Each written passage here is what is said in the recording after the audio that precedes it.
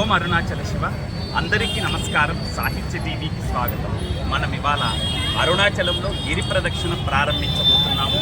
అరుణాచలం అనగానే మనకు ముందుగా గుర్తొచ్చేది అరుణాచలేశ్వరుడు, పతిత కుచాంబదేవి, అలాగే గిరి ప్రదక్షిణ. 14 కిలోమీటర్ల గిరి ప్రదక్షిణ చేయడం ఒక అద్భుతమైన ఆధ్యాత్మిక అనుభూతిని కలిగిస్తుందనడంలో ఏమాత్రం సందేహం లేదు. మరి మనం కూడా ఈ సమయంలో, ఈ సాయంకాల సమయంలో గిరి ప్రదక్షిణ మొదలుపెట్టాము. ఈ గిరి ప్రదక్షిణను ఎలా తీసుకెళ్తాము, ఏ దేవాలయాలను సందర్శిస్తాము, ఏ తీర్థాలను మనం చూస్తాము, ఏ నందుల్ని మనం దర్శిస్తామో, మనకు ఎలాంటి పరిస్థితులు ఎదురవుతాయో అవన్నీ ఈ వీడియోలో మీరు మాతో పాటు గిరి ప్రదక్షిణ చేస్తున్నట్లుగానే భావించి వచ్చేయండి. మీ అందరికీ ఆ అరుణాచలేశ్వరుడి యొక్క ఆశీస్సులు లభించాలని కోరుకుంటున్నాను. నాతో పాటు మీరు వచ్చేయండి. పద.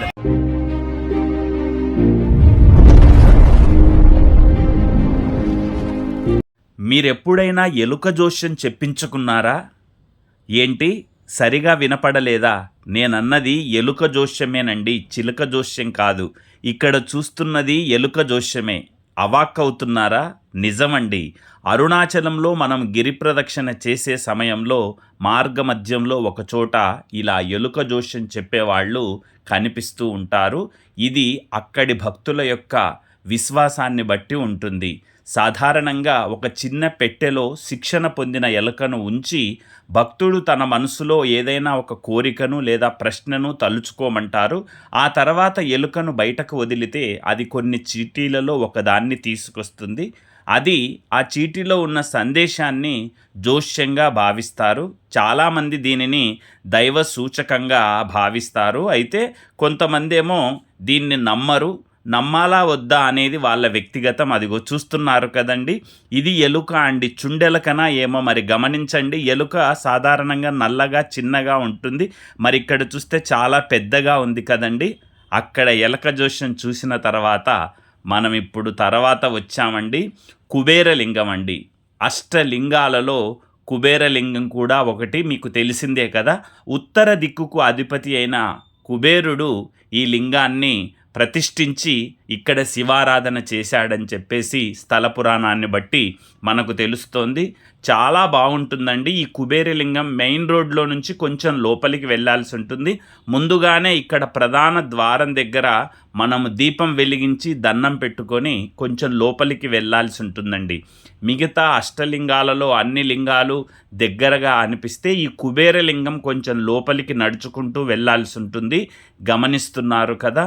కుబేరలింగాన్ని దర్శిస్తే ఏమవుతుందో మీలో చాలామందికి తెలుసు. అవునండి, కుబేరలింగాన్ని భక్తితో గనక మనం ప్రార్థించినట్లయితే ఆర్థికపరమైనటువంటి స్థిరత్వం లభిస్తుంది.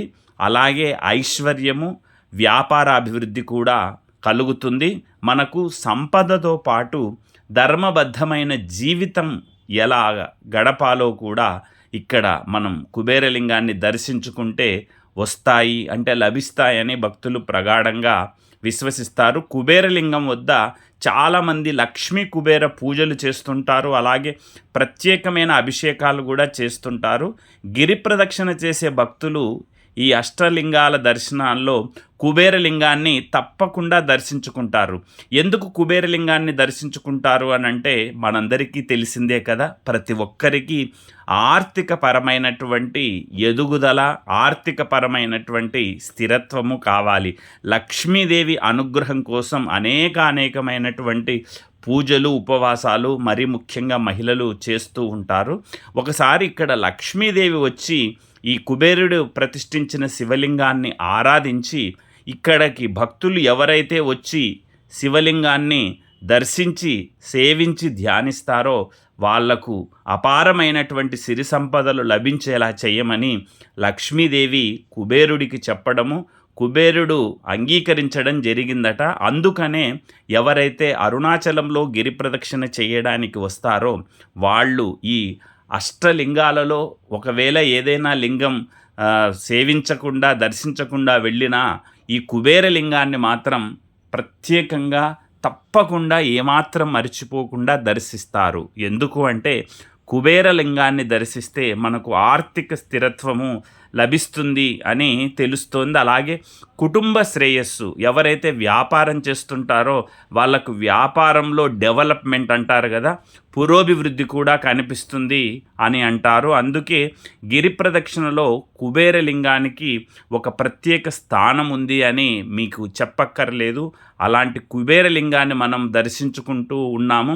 ఇంకా దాదాపుగా కుబేరలింగాన్ని దర్శించుకున్న తర్వాత చివరగా మనకు అష్టలింగాలలో ఈశాన్య లింగం అనేది ఒకటి ఉంటుందండి. మనం ఇప్పుడు 7వ లింగంగా ఈ కుబేరలింగాన్ని దర్శించుకుంటూ ఉన్నాము. అందుకనే మీరు గమనిస్తున్నారు కదా, చాలామంది ఈ కుబేరలింగం చుట్టూ ప్రదక్షిణ చేయడం, లక్ష్మీ కుబేరులకు దండం పెట్టడము, ఇక్కడ అభిషేకాలు చేయడము, అలాగే ధ్యానం చేయడము, జపం చేయడం లాంటివి చేస్తూ ఉంటారు. గమనిస్తున్నారు కదా, చాలామంది ఇది ఉదయం పూట అండి. ఇప్పుడు మీరు చూస్తున్నది రాత్రి సమయం.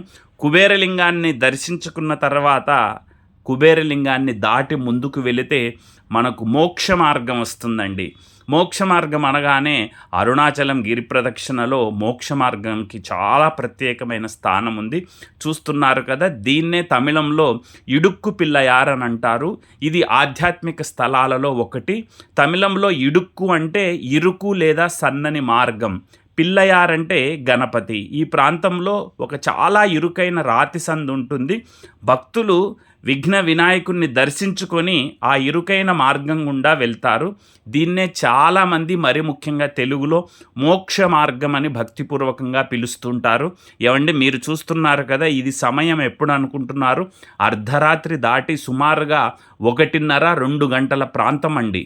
ఆ సమయంలో కూడా ఇంతమంది భక్తులు క్యూ లైన్లో ఉన్నారు ఆ మోక్ష మార్గంలో, అంటే ఇరుక్కు పిల్లయార్లో దూరడానికి. మరి ఆ సమయంలో మేము కూడా అక్కడికి వెళ్ళాము. ఆ పెద్ద క్యూ లైన్ చూసి అప్పటికే దాదాపుగా మనం 12 కిలోమీటర్ల దాకా వచ్చింటాము. ఇంకా మా వల్ల కాలేదు. కాసేపు అక్కడ రిలాక్స్ అయ్యాము కూర్చొని. చాలామందిని గమనించాము. ఆ మోక్ష మార్గంలోకి ఎలా వెళ్తారు, ఎలా వస్తారన్నది మీకు కూడా చూపిస్తాను. చూడండి, చాలామంది ఆ క్యూ లైన్లో నిలబడడానికి ఓపిక లేని వాళ్ళు కూర్చొని కాసేపు. అయితే ఇక్కడ కనుక మనం ఈ మోక్ష మార్గం గుండా బయటికి రావాలంటే అర్ధరాత్రి సమయంలో కనీసం 1 గంట 2 గంటలు మనం అక్కడ వెయిట్ చేయాల్సి ఉంటుంది. 2 గంటలైనా. చూస్తున్నారు కదా, జనం వస్తున్నారు, క్యూ లైన్లో నుంచుంటున్నారు. అంత ప్రత్యేకమైనది ఈ యొక్క ఇడుక్కు పిల్లయార్ అన్నమాట.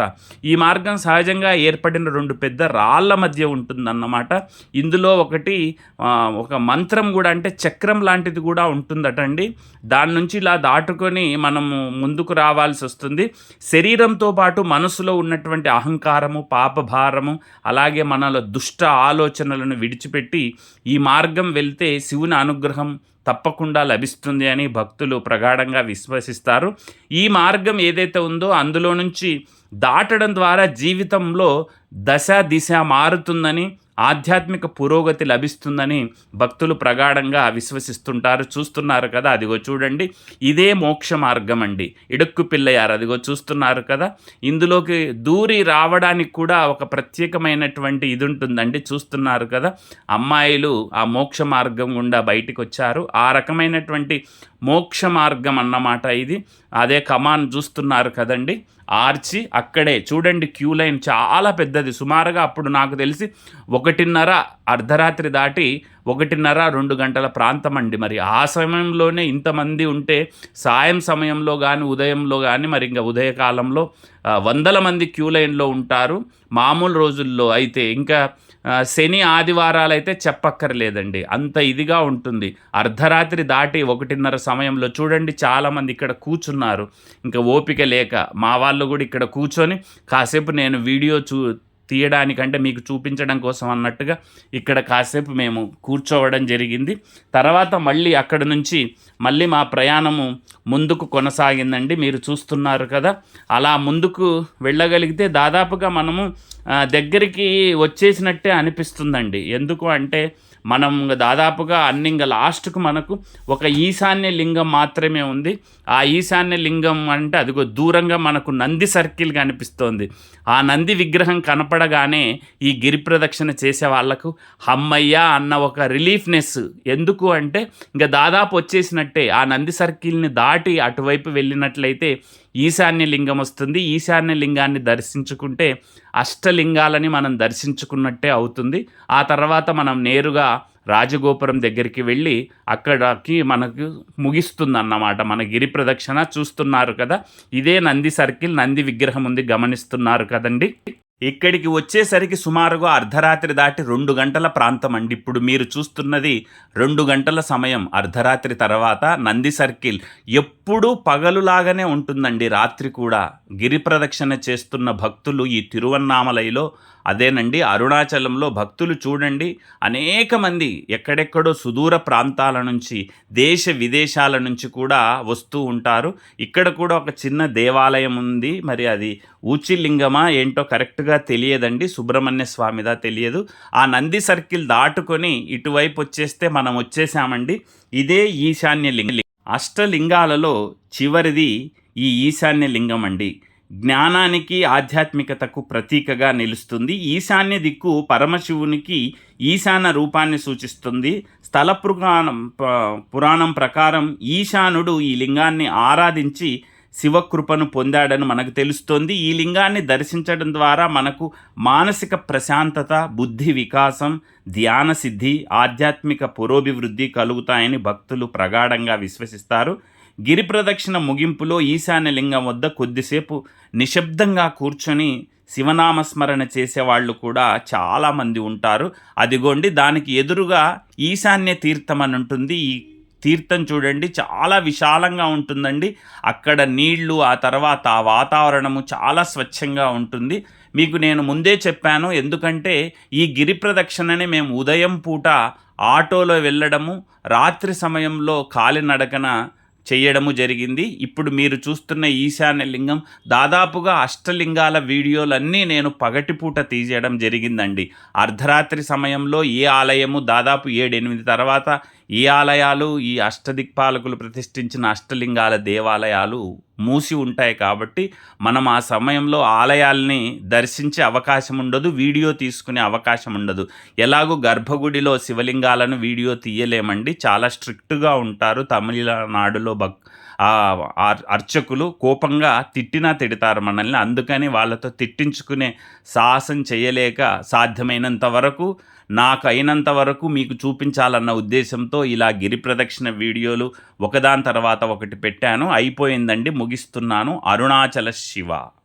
చూశారు కదండి, అరుణాచలంలో మేం చేసిన గిరి ప్రదక్షిణని ఒక సిరీస్గా మీకు పార్ట్లుగా అందించానండి. మీరు ఒక్కొక్కటి చూసుకుంటూ గనక వెళ్ళినట్లయితే అరుణాచలంలో గిరి ప్రదక్షిణ చేసేటప్పుడు ఎన్నెన్ని దేవాలయాలు, తీర్థాలు, ఆశ్రమాలు, ధ్యాన మందిరాలు వస్తాయో మీకు తెలుస్తుందండి. చాలా ఓపికతో తీయడం జరిగింది. పగలు రాత్రి 2 పూటలా మేము గిరి ప్రదక్షిణ ఒకసారి ఆటోలో, ఒకసారి నడుస్తూ చేయడం జరిగింది. అందువల్ల మీకు ఈ వీడియోని ఇంత ఇదిగా అన్ని దేవాలయాల్ని కవర్ చేసుకుంటూ తీయడం జరిగింది. చాలా వరకు మిస్ అయ్యాననే అనుకుంటున్నాను. మరి ఏమేం మిస్ అయ్యానో వీలైతే మీరు తెలియజేయండి. మీ అందరికీ ఆ అరుణాచలేశ్వరుడి ఆశీస్సులు లభించాలని మనస్ఫూర్తిగా కోరుకుంటున్నాను. శుభం భూయాత్. Please watch, like, share and subscribe Sahitya TV.